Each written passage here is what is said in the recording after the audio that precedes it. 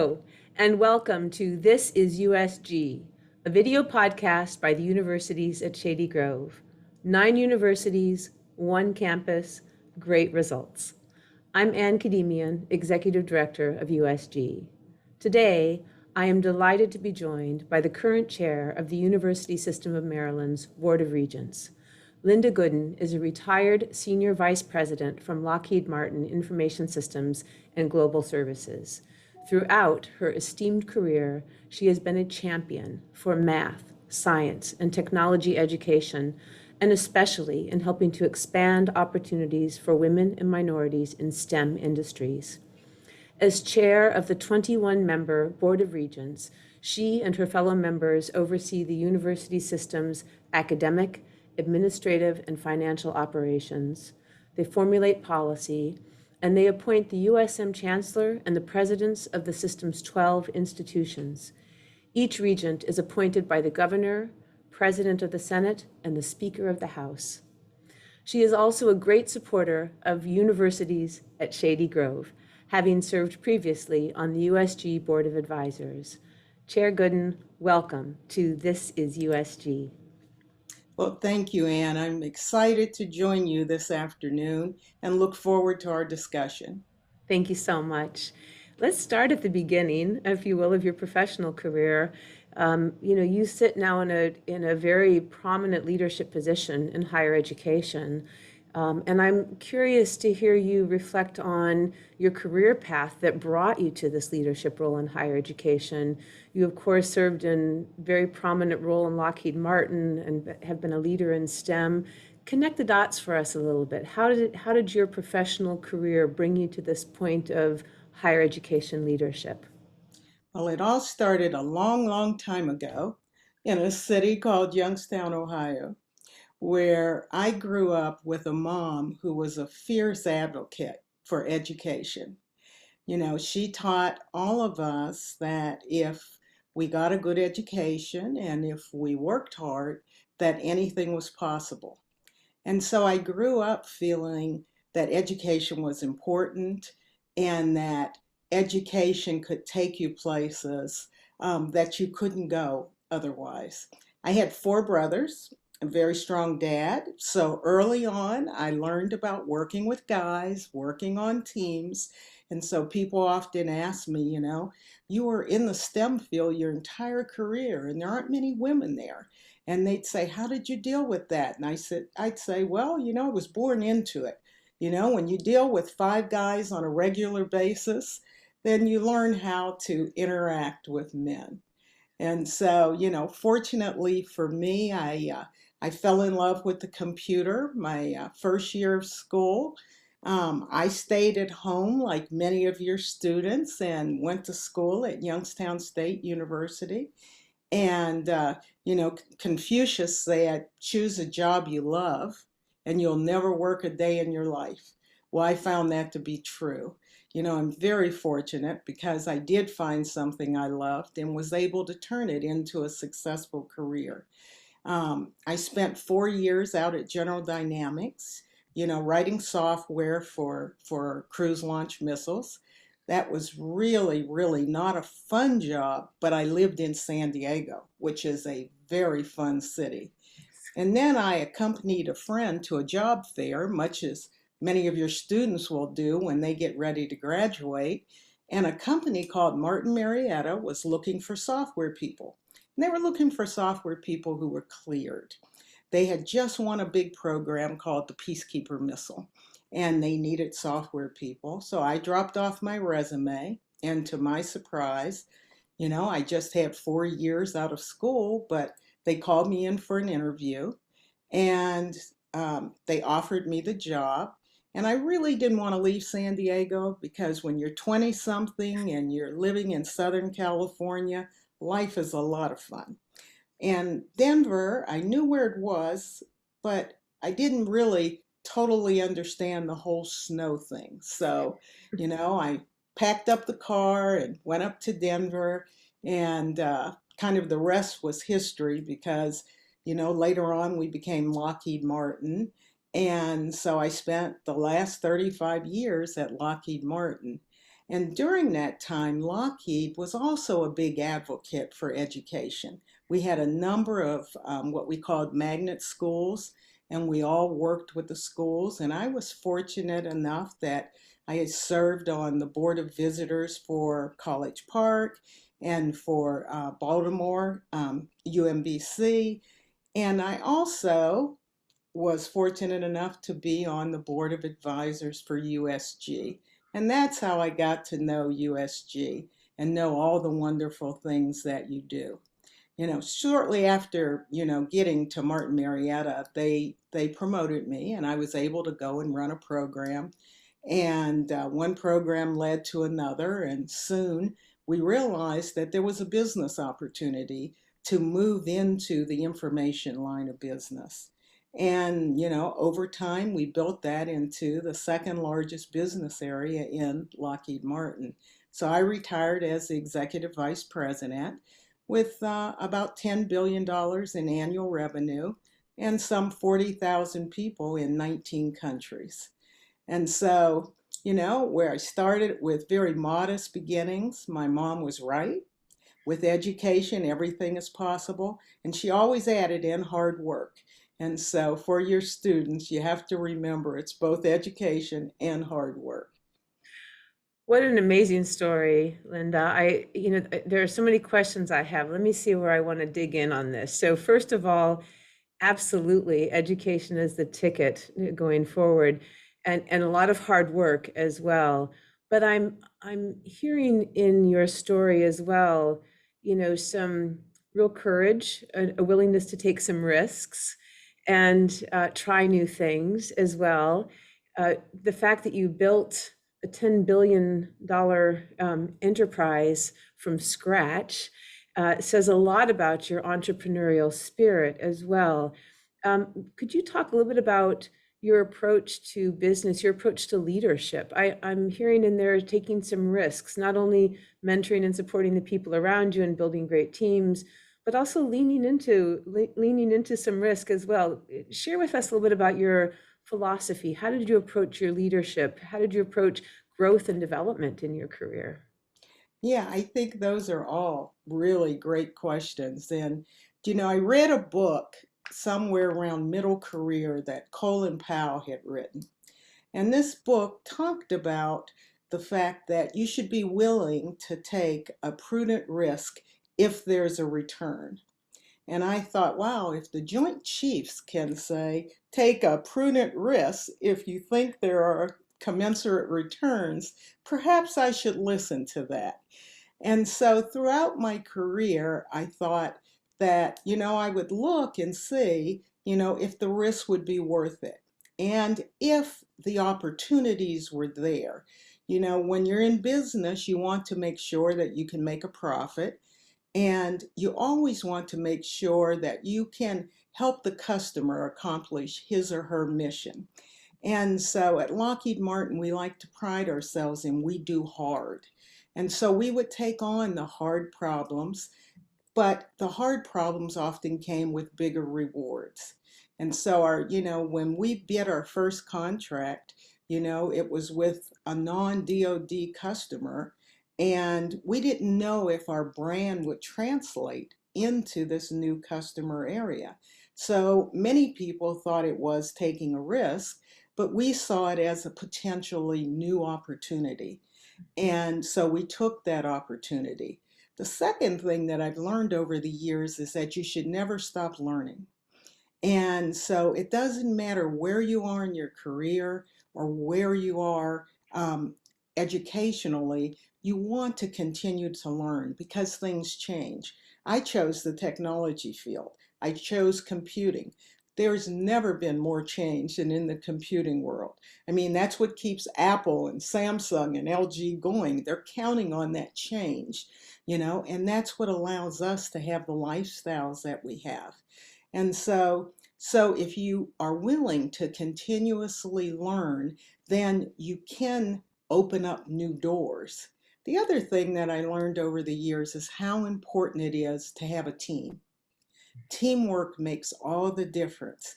And so if you are able to build a team of people you trust and people that trust you, then you can take things to a much higher level. And so teamwork is very important. And then I like to say that, if you can demonstrate respect for everyone, then they'll respect you as well. And the fourth tenet in kind of what I call my top five is really thinking about, the fact that things aren't always going to go well. When we started this new enterprise within the corporation, which I choose to think of as intrapreneuring, IN instead of EN, there were a lot of people who were a little skeptical. And fortunately, I had a boss who was also a mentor who really believed in the power of information and believed that we should be there. So when we lost our first three jobs, he didn't give up on us. But each time we thought we would learn something new, and we would go and listen carefully to the debrief and take notes, and we'd update things. We went on to win the next 15 programs in a row. And so what I guess I'm saying is that it's so important not to give up, to make sure that you use mistakes as a learning experience and you grow from there. And we found that that was very helpful because every time we added a new capability or a new customer, we knew we were going to be in learning mode. And the quicker you learn, the quicker you can add more growth to the organization. Finally, and my most important tenet, which gets us back to USG, is that I believe you should always play it forward. And so, I've been very fortunate throughout my career, and I thought that it would be great if I could share with others, particularly women and underrepresented groups who don't necessarily look at STEM as, either a first or a second area.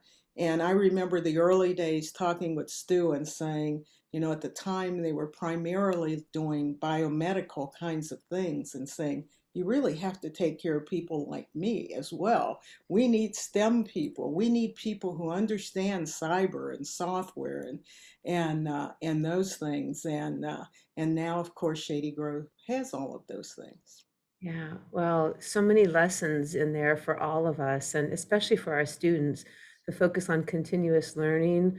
This is truly a signature of yours to be continuously learning into higher education leadership and beyond. But I'm really impressed by your focus on using failure as a learning opportunity. We all talk about the need to try and experiment, but very few organizations support that kind of innovation that doesn't result in an immediate success. And so it says something very special about your leadership and the leadership around you at Lockheed, that there was room for that kind of growth and innovation, and trying to create that in other spaces. I think that's something that's so crucial to the STEM discipline more generally, to be able to create that opportunity to test things out and try them. And I hope that we're fostering and building that culture here at Shady Grove as well as part of the learning experience. Let's shift gears a little bit and focus on your role as chair of the Board of Regents. And I think it would be helpful for our audience to just hear a little bit from you about that job and what does it mean to be the chair of the Board of Regents?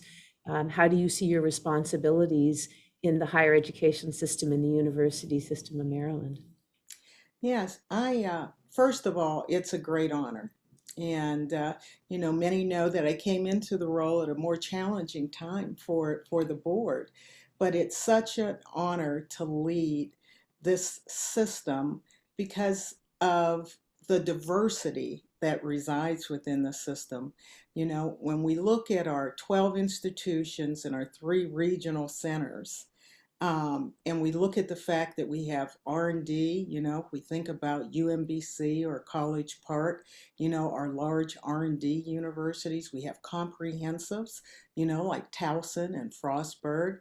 And then, we have our HBCUs, which are so important in making sure that particularly, underrepresented groups feel really comfortable and have a place that they can call their very own. And so when I look across the various universities, I get excited. 170,000 students, when you talk about that, you just go, wow, that is truly amazing. Our budget approaches $7 billion, which is very large. But, what can you do as a chair, really? Well, our responsibilities are pretty clear. They're set, by charter. We are the statutory group, right, for the university. But when you think about what I personally really want to do, it's my goal in this role is to position the system for the future. And so, today we are one of the greatest systems in the country. And what we'd like to do is ensure that we are positioned to be that in 10 years or 20 years. And to do that, I've kind of come up with a pretty simple approach. It begins with the strategic plan. We're currently working on the strategic plan, and I know you are as well, and I've followed it pretty closely. And it's very impressive. In fact, the most impressive strategic plan I've seen for USG. And so I applaud you for that, Ann. But we're working on that, and we're focusing on both the short term and what we're calling midterm, and then the long term. We are trying to look over the horizon to see where we should be in 10 years to make sure we're doing the right things today to help us get there. Um, we're also making sure that we're following good governance, because one of the reasons that we had a few difficulties is we did get out a little ahead of our skis a couple years ago. And so now we're really focused on making sure that we have good governance on the board and that we have more openness and transparency. Today we have two students on the board, and they're very active members. They bring a level of engagement that you wouldn't anticipate from students. And we welcome their voices because it helps us better understand what the student experience and the student expectations are. We also do our meetings live, as you know, so that anyone in the public can see them. And that too adds a level of transparency and helps people understand not only what we're doing, but where we're going. We added a new newsletter that comes out at the end of each of our sessions, and that newsletter really summarizes everything we talked about during the meeting and the decisions that were made, but it also highlights stories from each of the institutions so people can click on them. And for some, it's the first time they've clicked over to the institutions to see what's going on. So it's also helping the public get better acquainted with the university system. And then finally, which I think is probably the most important thing that we're doing, is to promote inclusion, diversity, and equity. And, we talk about it a lot, and we talk about, the big I, inclusiveness, but it's so important. I know many of us saw the census report, and we see that the state is moving to minority majority. Well, what does that mean to academia? What will our faculty look like? Women are 52%, of the workforce, or soon will be. And so are we representative of that? And then can it go further than just numbers and gender and religion? Can it be part of the whole R&D? Can we help students become better citizens and be engaged? And so those are the things that we're thinking about when we think about, diversity, inclusion, and equity, and of course social justice. And so those are the things that we're thinking about when we come to the board meetings. This morning, I met with a consulting group that's helping us put together an enterprise risk management program. It's not something you generally think about, with universities. But, once that pandemic occurred, and suddenly we found ourselves, in a remote learning environment, and we shifted literally in 2 weeks. We realized that many risks can materialize, and we're trying to work to see if we can be more prepared for them. And so those are the things that we're doing in terms of the leadership and approach with the board. It's wonderful and a lot. I think that the focus on diversity, equity, inclusion is so important. I agree with you, and um, so terrific to see the Board of Regents taking that on as a lead objective in the work of the board and of the state university system. So fantastic. The strategic planning that the system has underway as well is really exciting. And we've been able to participate with the consultants on that as well, and in calls with the chancellor. And we're very eager to see how USG can help advance all of those goals as well. So, hearing you talk about your leadership priorities, especially leaning into the future and preparing the system for the future, I think this is tremendous and exactly where the focus should be, especially coming out of this pandemic as well.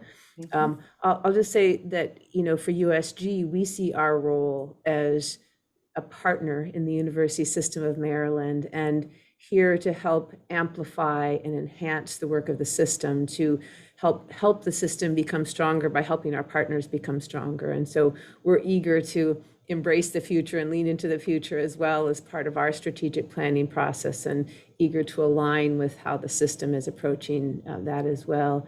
You raised the pandemic here at the end, and what a time for everyone, and higher education as well, and what a time to be taking a leadership role and as in the height of a pandemic. But the University System of Maryland has come through this in a very strong way, and in fact is a model for much of higher education with the vaccine mandate and keeping numbers low, keeping students safe, allowing for some discretionary leadership across the system, but some consistency across the system as well. Talk to us a little bit about how you, as chair and the Board of Regents, have taken this challenge on. How have you responded to it? I think initially it was probably a lot of just trying to keep up with what was happening and trying to get your arms around what was happening. But now we're in a position where the system is really leading on this in a really forthright way from a public health perspective and campus perspective. Would love to hear your thoughts on how you approach that challenge and where you think we are right now. Well, I'm not sure I was the most popular person during the initial COVID stages because we were meeting every other week. And to work with the chancellor and the presidents to ensure that we were taking all of the necessary actions to keep the students safe. Above all else, we have placed accessibility and affordability um, as two of our primary tenants. And with COVID, it was challenging that accessibility piece. Yes. And this was something none of us had experienced, right? The last pandemic was in 1918. And so, there are a few people around who were here then, but none of us. And so the entire thing was a learning experience. And I like to say sometimes it's better to be lucky than good because we had hired the new chancellor in January. And it just happens that Chancellor Perman is also a medical doctor. So having a medical doctor at the helm was so essential for getting through this. And so, when you think about it, you think, okay, we'll just close the doors and we'll go home. But of course, we couldn't do that because some students couldn't go home. Some were international students. Some had no home to go to. So we had to find ways to support the students, the ones who could go home and work remotely, and the ones who had to stay on campus and would still need our assistance during a pandemic. we had to find ways to provide services like testing, and we had to make sure that everyone had access to the materials and the things that they needed. And while we know that everyone wants to learn in person, you know, we found that people did very well. And probably the hardest part was graduation and not being able to have students walk across the auditorium floor, because so often, that's the highlight of the 4 years in school, or six, or whatever your degree happens to be. And so um, I think that what we've taken away from that is, the need to be more prepared should a disaster occur. And it's not a one-off, because we're still going through COVID. Yes. The second thing we learned is the real value of systemness. We had, there was more collegiality, more sharing, more best practice sharing among the institutions than ever before. And so, in many ways, COVID brought us together more as a system than we had seen before. And then also, we learned a lot about hybrid education, that probably we would have moved in that direction over time. But because of COVID, we moved immediately. And there are many good things with being able to do hybrid courses that I'm sure we will continue into the future. And when you think about enrollment and you think about what our students of the future are going to need and who they are, many of the students will be older, they may be rural, they may be commuters. Many of the students may just need badges or certificates in order to continue their careers. And so we learned a lot through the process, and what we're hoping to do is not let it slip away, but capture it through the strategic plan. Yeah, no, that's great. What great lessons. I especially like the focus on systemness, because I do think that we have, amazing, remarkable institutions, flagship institutions, great research universities, all have accomplished so much and all have their own unique brand. But there is such strength in the system thinking and in finding those points of connection and those opportunities to work collectively, as we've discovered through the pandemic as well. So thank you for sharing those lessons from the pandemic. I wonder, you've been such a champion of Shady Grove and served on our board and have been right there. You mentioned talking with our former executive director, Stu Edelstein, about, courses, curriculum, things that we needed to prioritize here. And so, your imprint is strong here at Shady Grove. Your influence and your thinking is strong here. As you look to the future, we are planning now, doing our strategic planning, and we are trying to think about going from a young 20-year institution to an institution that can scale, that can grow to 7,500 students or more, that can meet the rigorous priorities and demands across STEM, across the life sciences, and still meet the humanities and the social science expectations as well. And we're also thinking of ourselves as a hub of innovation in the university system of Maryland. And that was part of our creation story, to be a source of innovation. But we're really eager to see how we can develop that in a way that our partner universities can test out new ideas, new fiscal models, new approaches to education and to pedagogy and to delivery and to partnering with business as well. I wonder if you could share with us how you think about the regional higher education centers and Shady Grove in particular in the system. Where do you see some promise and some opportunity for the future with these centers in the university system of Maryland? Well, I mentioned a few minutes ago the accessible and affordability, and I see the higher education centers as being the sweet spot there. And when I think about Shady Grove, I mean, it was our first. And so, I don't think of them as satellite campuses. I think of them strategically located where the students are and where the students are going to be. As I mentioned earlier, I was a commuter student. And so, I understand what it means to save up that money and pay to go to school and to live at home to get it done. And so, having an affordable, convenient access for USM programs coming from 9 universities is really what it's all about. In fact, I often talk about Shady Grove and I say, I'm uniquely positioned to talk about it because as the chair of the Board of Regents, I regularly see the asset that you are.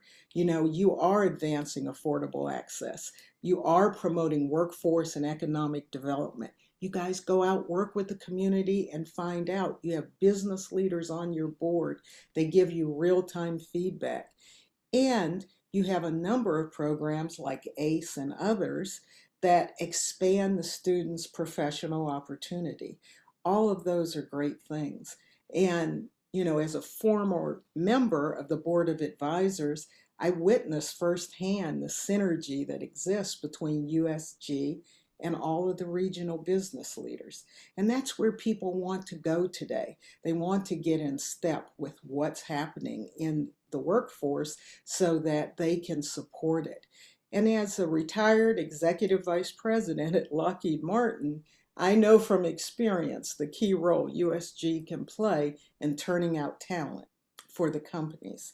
And as you know, that whole Montgomery County area is really our high-tech corridor, and you're ideally positioned to provide the workforce for that. Yeah.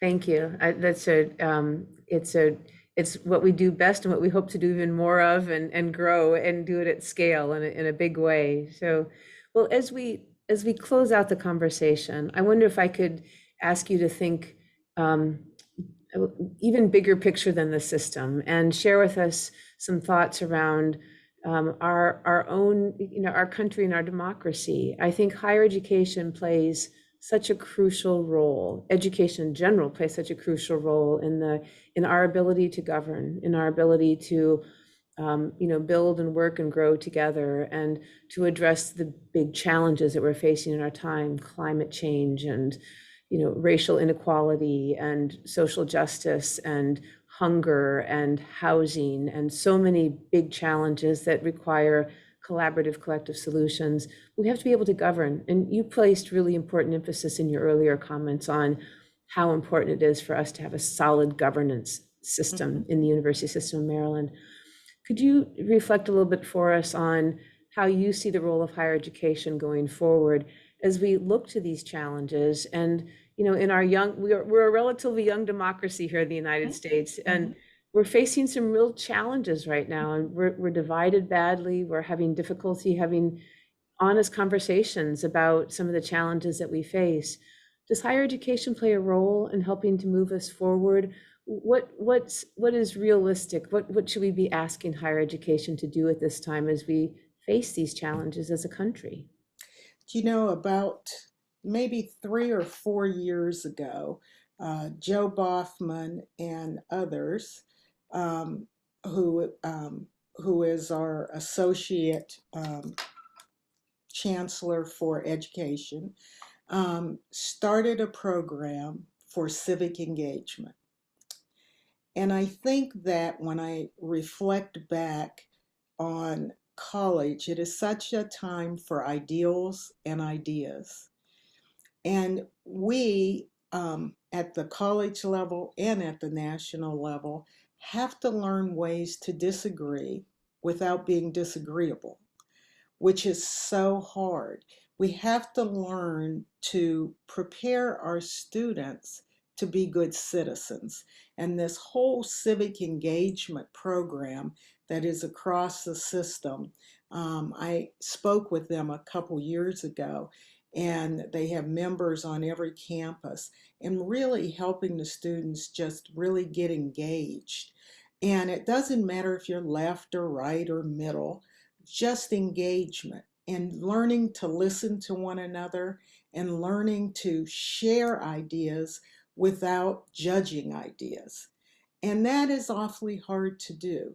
And when you think about it, we want to make sure that we're instilling the discipline around respect. I said it was one of the tenets that I thought was so important in leadership. And, I've always felt that way. It was one of our goals at Lockheed. We had three simple goals: perform with excellence, respect others, and work ethically. It was very simple. And when people respect others and they work ethically and they communicate with one another, you find that some of these big issues aren't as big as you think.